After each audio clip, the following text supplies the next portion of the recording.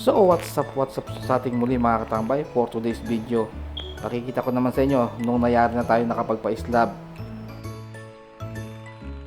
So gaya nga ng sinabi ko mga katambay, nung nagpa-slab tayo ng gabi ay inabot sila ng 12 o'clock ng gabi. Dahil nga medyo finish pa nila o syempre inayos pa nila yung level ng ating magiging flooring sa taas. Kung mapapansin nyo mga katabay, meron na rin tayong mga nakaabang na dowels para sa mga hollow blocks sa taas ng ating slab. Dahil nga, sabi ko nga, malay natin, magkapera tayo, syempre, hindi naman masamang mangarap at pwede natin mapagawa ang ating second floor. At dahil nga nandito na tayo sa punto na to na nakapagpa-slab na tayo, syempre hindi naman mawawala sa atin yung pangarap natin na dumating ang araw na mapagawa din natin ito ng buo. Actually, nakapag-usap na kami at nakapag-desisyon na kami ni Mrs. na unti-unti namin ding pagagawa itong ating second floor. At magtatabi-tabi kami na paunti-unti hanggang sa syempre meron na kaming pambiling materyales at saka syempre pang labor na rin natin sa mga gagawa. So mapapansin nyo nga mga katambay ay may basa-basa ang ating slab dahil nga sabi nga nila ito yung procedure na pagkaya natin magpa-slab ng o magbuhos ng ating slab ay kailangan natin mag curing. Kahit dito sa amin sa Saudi, sa pagtatrabaho ko, pagka nagkaroon din kami ng slab ay ginagamit namin tong curing. Ang curing mga katambay ay doon sa aking pagkakaalam dahil nga nagtatrabaho din tayo sa construction dito. Siyempre ginagawa yung curing para hindi mabigla yung ating slab dahil nga makapal na buo siya ng semento. Kailangan ay babasahin natin. Kumbaga sa nagluluto tayo ng kanin, siyempre di ba? Alam niyo ba yung pagluluto ng kanin sa kaway malaki? Di ba pag nagluluto rin tayo diyan dapat expert ka sa pag-aano niyan, pagluluto dahil kung hindi yung gitna niyan hilaw, yung ibabaw niyan malata, ganyan yung ilalim niyan sunog. Ganyan din sa ating buhos ng slab sa ating pag-curing dahil nga ang ibabaw niyan ay direktang tumatama sa sikat ng araw.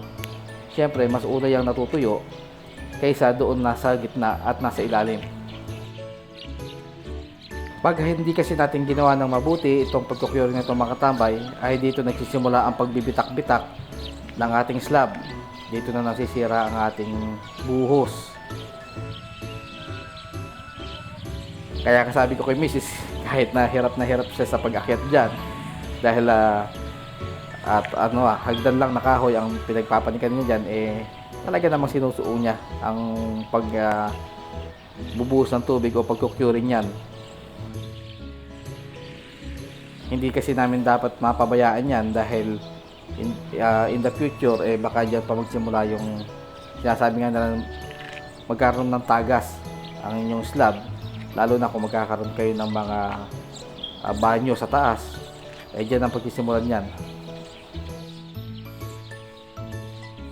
Dito rin sa puto na tumakatambay, syempre iniisip din namin dahil matetenga nga yan o magiging ganyan na lang muna yan dahil wala pa tayong papagawa ng ating second floor, ay humingi kami ng mga idea sa mga marunong o sa mga guwa na lagyan ng waterproofing.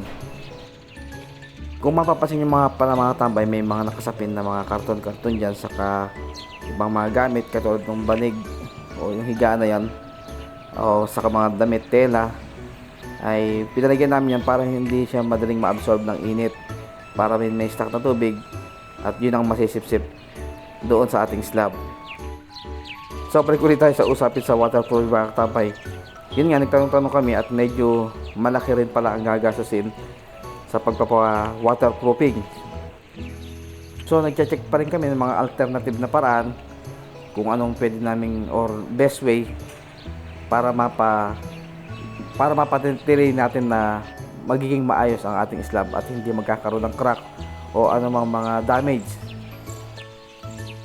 So habang naghihintay kami kung ano gagawin dyan, ito nga pagpapatuloy muna yung pag-curing dito sa bahay. Ang kadalasan na pag-curing ito mga katambay inaabot ng 21 days or minimum na yung 15 days. At kung nakaabot ka na sa video ng mga tambay, baka pwede pa kay like and share na rin ang ating video para may papagawa tayo ng second floor.